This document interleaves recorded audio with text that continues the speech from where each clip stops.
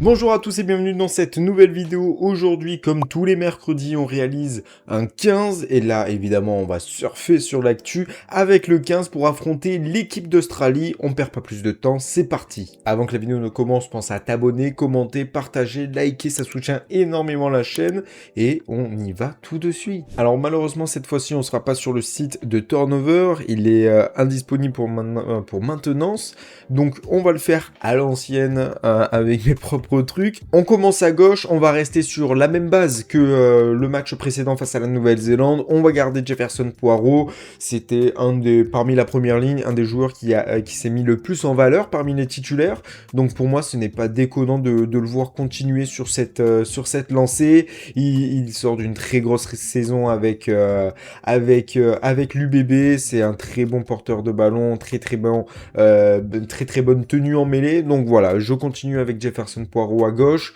En tant que talonneur, c'est un peu l'un des hommes de la finale de Top 14, Peato Movaca, avec son doublé inscrit du coup sur cette finale. Il revient à son meilleur niveau petit à petit, le talonneur du stade toulousain. Donc franchement, Peato Movaca, le revoir au niveau international, ça serait juste un plaisir. Sous la tunique des Bleus, c'est quand même incroyable. Et je le trouve avec encore plus de gaz qu'avant. Donc ouais, Peato Movaca, ça va apporter aussi de l'expérience, un bon lancer en mêlée, de la roublardise et surtout d'énormes qualités athlétiques. À droite, un joueur qui a fait une très bonne entrée. Là, on va un peu changer. Ça va être un peu une nouvelle première ligne, sauf Poirot. À droite, on va partir du coup avec Régis Montagne. Très bonne entrée quand même pour le Clermontois. Il a pris de l'expérience. Ça y est, il va commencer petit à petit à se développer, à grandir dans le rugby.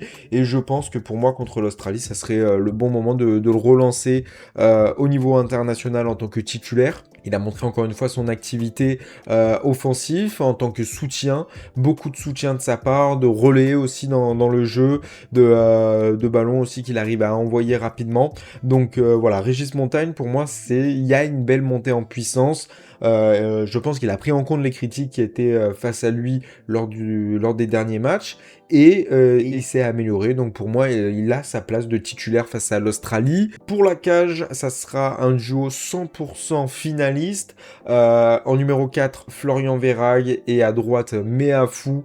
Donc voilà, Verhaeghe et Meafou, deux joueurs qui sont complémentaires avec le côté aérien de Verhaeghe, gros défenseur aussi, très très propre défensivement, et le côté puissance, destructeur, défensivement aussi impactant pour Meafou. Surtout voilà, Meafou c'est quand même un match spécial pour lui, hein, l'Australien d'origine, donc le mettre titulaire, moi ça me paraîtrait pas déconnant, au vu aussi des dernières sorties qu'il faisait en équipe de France lors du tournoi à destination, même en tant que titulaire. Donc voilà, Meafou, je pense que il a eu sa petite semaine de repos après la finale, donc voilà. Emmanuel Meafou directement. La troisième ligne qui va pas trop bouger, on enlève juste Beauchaton pour faire monter Nouchi.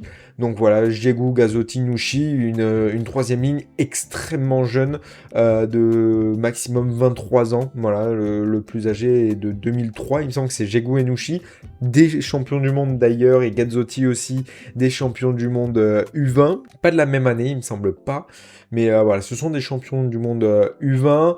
Là, en tant que numéro 10, c'est un peu ce qui se passe, c'est un peu ce qui se dit ces derniers moments. Lucu Ntamak. Ntamak qui fait une fin de saison, il a su aussi bien animer le jeu du Stade Toulousain avec des transversales, de l'animation, peut-être moins de prise d'initiative que Jalibert, mais c'est certain, c'est pas le même profil. Donc voilà, Lucu Ntamak pour la charnière. Derrière, on bouge pas avec Moefana et Fabien Broboiry qui va avoir beaucoup de taf avec Suali, notamment en face de lui. Donc voilà, Moefana pour vraiment cette solidité défensive avec Fabien Broboiry et aussi voilà, la toute-puissance qu'est Moefana. Fabien Broboiry toujours aussi sur cette montée en puissance qu'il réalise actuellement.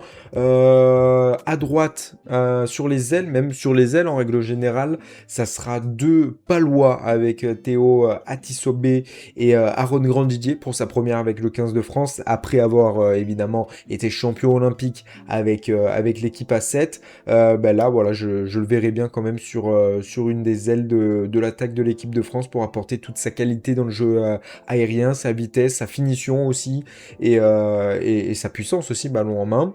Et à l'arrière, ça c'est un rôle que beaucoup d'observateurs du rugby en parlent. Ça serait Jalibert en 15, comme on pourrait avoir, comme on a pu avoir Antoine Astoy lors du dernier match. Donc Jalibert dans ce rôle de 15, un peu à la Boden Barrett finalement, quand il a été passé de 10 à 15 également, sur ce profil pour vraiment avoir 2-10, un excellent jeu au pied quand même, Mathieu Jalibert, qui peut attaquer, qui peut donner une autre solution sur les phases offensives, comme le faisait déjà Thomas Ramos quand il était en équipe de France lors du tournoi Destination et qu'il y avait Jalibert Ramos. Donc voilà, ça serait, je pense, un test à faire en plus contre une belle équipe d'Australie qui s'est inclinée à la dernière minute face à l'Irlande. Donc pourquoi pas essayer ça, même si il y a de l'importance avec ces matchs. Il faut finir parmi les premiers pour être bien placé ensuite quand on va devoir recevoir, pour pas avoir trop de retard à combler. Donc quand même, ce sont des matchs pour tester des choses, et Jalibert en arrière, c'est pas déconnant, il a déjà joué quelques fois à ce poste. Donc je le mettrai à l'arrière. Sur le banc à gauche, un autre Australien d'origine, c'est Moses Aloemil, le pilier gauche du Stade français.